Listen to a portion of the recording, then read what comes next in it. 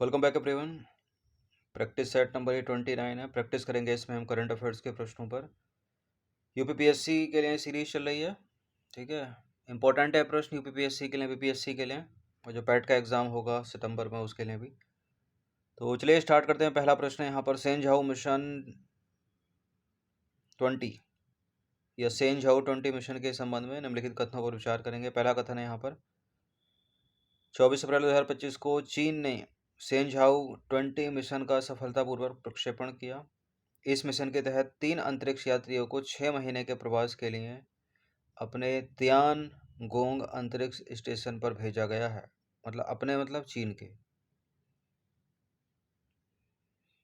यही हैं वो 3 अंतरिक्ष यात्री, ठीक है। चीन का जो अंतरिक्ष में स्पेस स्टेशन है उसका नाम क्या है? तियांगोंग अंतरिक्ष स्टेशन। जैसे कि अंतर्राष्ट्रीय स्पेस स्टेशन है आईएसएस, ठीक है। आईएसएस जो पहल है वो संयुक्त राज्य अमेरिका यानी नासा की, और रूस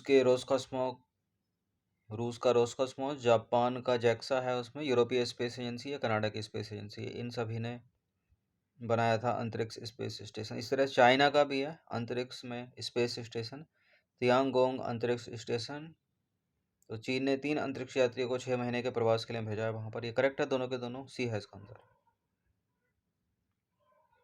24 अप्रैल 2025 को चीन ने सेंझाओ 20 मिशन का सफलतापूर्वक प्रक्षेपण किया। इस मिशन के तहत 3 अंतरिक्ष यात्रियों को 6 महीने के प्रवास के लिए अपने तियांगोंग अंतरिक्ष स्टेशन पर भेजा गया है। और यह जो मिशन है वो चीन का 15वां चालक दल वाला अंतरिक्ष यान है, और सेंझाओ कार्यक्रम का 20वां मिशन है। इसकी शुरुआत जो है 1999 में हुई थी। 1999 से भेज रहा है चीन। फुल टेस्ट सीरीज से आप जुड़ सकते हैं, नंबर इस पर कॉल या व्हाट्सएप करके, क्योंकि फ्री टेलीग्राम ग्रुप जो है डिस्क्रिप्शन बॉक्स में लिंक है, उसको भी ज्वाइन कर लीजिएगा। अभी नीरज चोपड़ा ने एक भाला फेंक प्रतियोगिता में स्वर्ण पदक जीता है।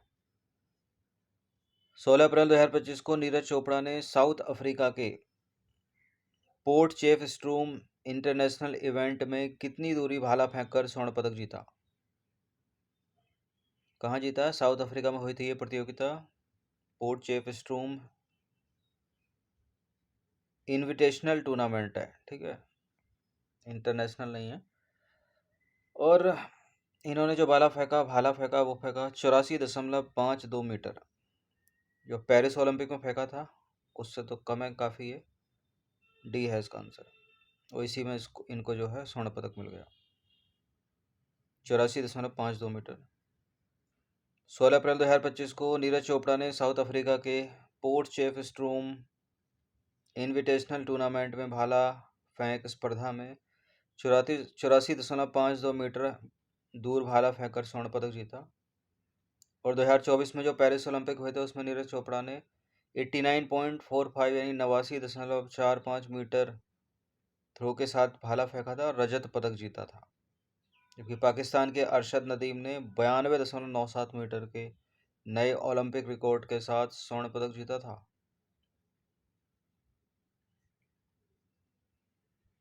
क्वेश्चन नंबर 3 है, सौरभ कोठारी ने फाइनल में किस दिग्गज खिलाड़ी को हराकर आईवीएसएफ विश्व बिलियर्ड चैंपियनशिप 2025 का खिताब जीता? विश्व बिलियर्ड्स चैंपियनशिप 2025 जीती है सौरभ कोठारी ने, और हराया किसको है? बिलियर्ड्स के ही दिग्गज खिलाड़ी पंकज आडवाणी को, ठीक है, बी है इसका आंसर।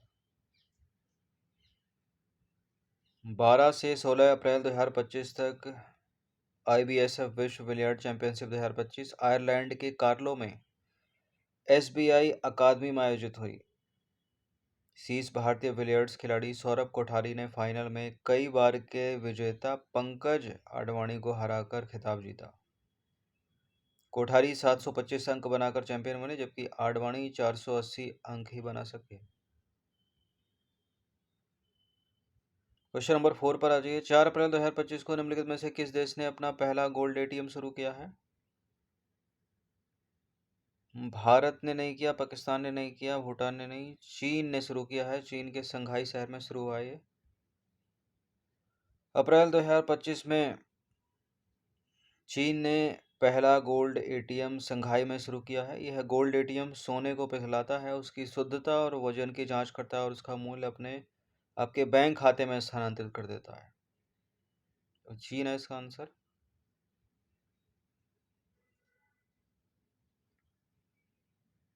क्वेश्चन नंबर 5 पर आ जाइए। IISR सूर्या किस फसल की एक नई किस्म है? ये अदरक जैसी दिखने वाली चीज हल्दी है, ठीक है। हल्दी की नई फसल है ये, IISR सूर्या, नई किस्म। हाल ही में भारतीय मसाला अनुसंधान संस्थान यानी IISR ने हल्के रंग की एक नई हल्दी की किस्म सूर्या विकसित की है और इसे ध्यान विशेष रूप से मसाला और पाउडर उद्योग की आवश्यकताओं को ध्यान में रखते हुए तैयार किया गया है। सूर्या हल्दी का गूदा हल्के रंग का है जो उच्च गुणवत्ता वाला हल्दी पाउडर बनाने के लिए उपयुक्त है। एग्रीकल्चर से रिलेटेड क्वेश्चन आते हैं तो मैच वैच करने के लिए पूछ लेता है। नंबर 6 पर आ जाइए। निम्नलिखित में से कौन सा तथ्य वैभव सूर्यवंशी के IPL 2025 प्रदर्शन के संदर्भ में सही नहीं है? ये वही खिलाड़ी हैं जो बहुत कम उम्र में IPL में शतक जड़ा था। इन्होंने मात्र 14 वर्ष और 32 दिन की उम्र में, वैभव सूर्यवंशी ने। तो पहला तो करेक्ट हो गया। 35 गेंदों में पूरा शतक जड़ा उन्होंने, जिसमें 11 छक्के लगाए, 7 चौके लगाए। और तीसरा स्टेटमेंट है, उन्होंने सबसे तेज शतक लगाने का रिकॉर्ड जो है क्रिस गेल से छीन लिया। अपने डेब्यू मैच में वैभव ने पहली गेंद पर छक्का जड़ा, ठीक है, पहली पर ही मारा था 6 इन्होंने, ठीक है। और 35 गेंदों में 100 बनाया इन्होंने IPL में, जिसमें 6 छक्के मारे, 7 चौके मारे। दूसरा वाला भी सही है। 14 साल 32 दिन की उम्र है इनकी। और क्रिस गेल के नहीं था सबसे तेज शतक लगाने का जो रिकॉर्ड था IPL में, ये सी वाला गलत है। किसके नाम था?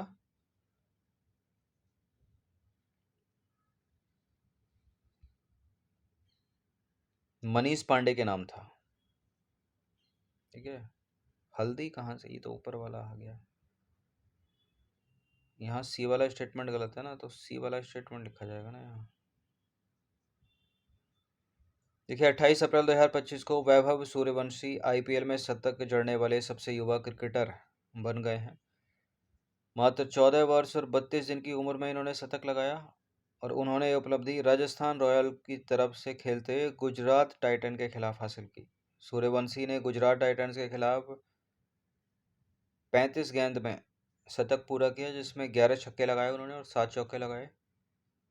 और IPL में वो सबसे तेज शतक बनाने वाले भारतीय खिलाड़ी भी बन गए हैं। IPL में सबसे कम उम्र में शतक जड़ने का जो रिकॉर्ड था वो मनीष पांडे के नाम था, भारतीय ही हैं ये, जिन्होंने 19 वर्ष 253 दिन की उम्र में RCB की ओर से 2009 में डेक्कन चार्जर्स के खिलाफ शतक जड़ा था। 35 गेंदों में 101 रन बनाकर यूसुफ पठान के 37 गेंदों में शतक बनाने का रिकॉर्ड जो है तोड़ा, ठीक है। 35 गेंदों में 101 रन बनाए हैं वैभव सूर्यवंशी ने। 11 छक्के लगाए, 7 चौके लगाए। राजस्थान की तरफ से खेले गुजरात टाइटंस के खिलाफ। और इससे पहले रिकॉर्ड मनीष पांडे के नाम था, ना कि क्रिस गेल के। क्वेश्चन नंबर 7 पर आ जाइए। वर्ल्ड प्रेस फ्रीडम डे यानी विश्व स्वतंत्रता दिवस के संदर्भ में दो कथन है यहाँ पर। यह दिवस प्रतिवर्ष 3 मई को मनाया जाता है और 1993 में संयुक्त राष्ट्र महासभा ने 3 मई को प्रतिवर्ष इस दिवस को मनाने की घोषणा की थी क्या? बिल्कुल 1993 से मनाया जा रहा है। सी है इसका आंसर। 3 मई 2025 को संपूर्ण विश्व में विश्व प्रेस स्वतंत्रता दिवस यानी वर्ल्ड प्रेस फ्रीडम डे मनाया गया। मुख्य विषय थीम क्या है? Reporting in the brave new world, the impact of artificial intelligence on press freedom and the media. और दिसंबर 1993 में संयुक्त राष्ट्र महासभा ने 3 मई को प्रतिवर्ष इस दिवस को मनाने की घोषणा की थी। क्वेश्चन नंबर 8 पर आ जाइए। वर्ष 2025 में विश्व पशु चिकित्सा दिवस कब मनाया गया? वर्ल्ड वेटरनरी डे मनाया गया 26 अप्रैल 2025 को, तो ये हो जाएगा इसका आंसर। 26 अप्रैल 2025 को विश्व चिकित्सा दिवस यानी वर्ल्ड वेटनरी डे मनाया गया। यह दिवस प्रतिवर्ष अप्रैल माह के अंतिम शनिवार को मनाया जाता है। मुख्य विषय animal health takes a team. उद्देश्य है इसका पशु चिकित्सा व्यवसाय को प्रोत्साहित करना। क्वेश्चन नंबर 9 पर आ जाइए। भारत का पहला और एकमात्र भेड़िया अभयारण्य है, उसका नाम क्या है? मऊआदानर भेड़िया अभयारण्य। ठीक है, महू आदानर भेड़िया अभयारण्य कहाँ पर है, किस राज्य में है ये? महू आदनर जो भेड़िया अभयारण्य है वो झारखंड में है। बी है इसका आंसर। भारत का एकमात्र भेड़िया अभयारण्य है ये, झारखंड के लातेहार जिले में स्थित है। महू आदनर भेड़िया अभयारण्य भारत का एकमात्र और पहला भेड़िया अभयारण्य है। यह भारतीय ग्रे वुल्फ के संरक्षण के लिए समर्पित है। इस अभयारण्य की स्थापना वर्ष 1976 में भारतीय ग्रे भेड़िए की रक्षा के लिए की गई थी।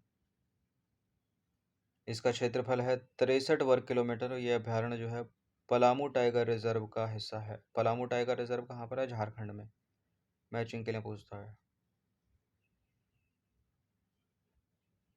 10वां प्रश्न है 22 अप्रैल 2025 को केंद्रीय प्रत्यक्ष कर बोर्ड यानी सीबीडीटी द्वारा जारी अधिसूचना के अनुसार राष्ट्रीय स्वच्छ गंगा मिशन को किस अधिनियम के तहत गठित प्राधिकरण के रूप में मान्यता दी गई?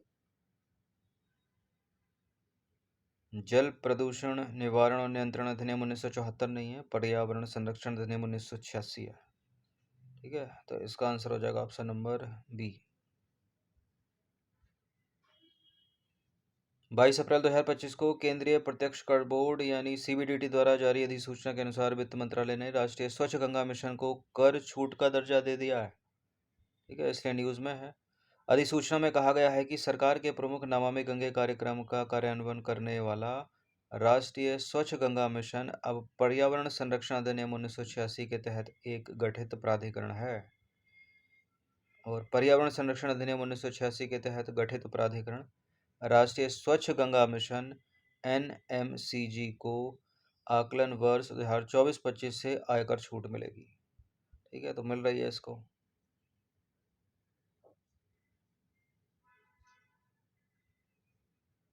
क्वेश्चन नंबर 11 है भारत में जो है जून 2025 तक कितने रामसर स्थल हैं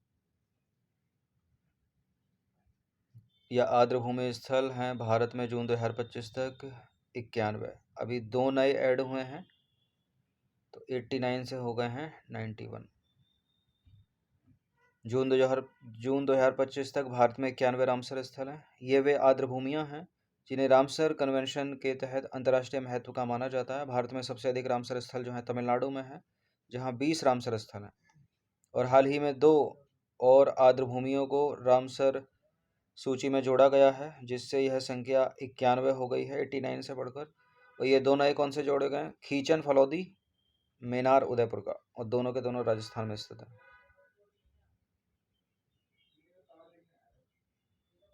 जुलाई 2025 तक भारत में कितने यूनेस्को विश्व धरोहर स्थल हैं? वो रामसर स्थल और ये वर्ल्ड हेरिटेज साइट जुलाई 2025 तक ये हो गए 44।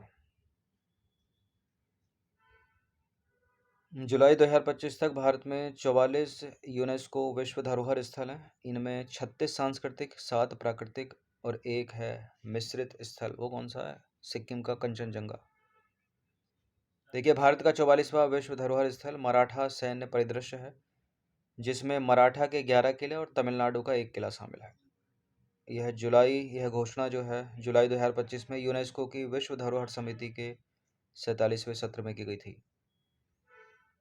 तो करंट अफेयर्स के बारे में इंपॉर्टेंट प्रश्न प्रैक्टिस कर लीजिएगा इनकी 1 से 2 बार। यूपीपीएससी की फुल टेस्ट सीरीज से जुड़ सकते हैं आप। ये नंबर इस पर कॉल या व्हाट्सअप करके। ठीक है, बहुत ही कम प्राइस है। बाकी फ्री टेलीग्राम जो ग्रुप है डिस्क्रिप्शन बॉक्स में लिंक है, उसको भी ज्वाइन कर लीजिएगा। रेगुलर अपडेट उस पर दी जा रही है।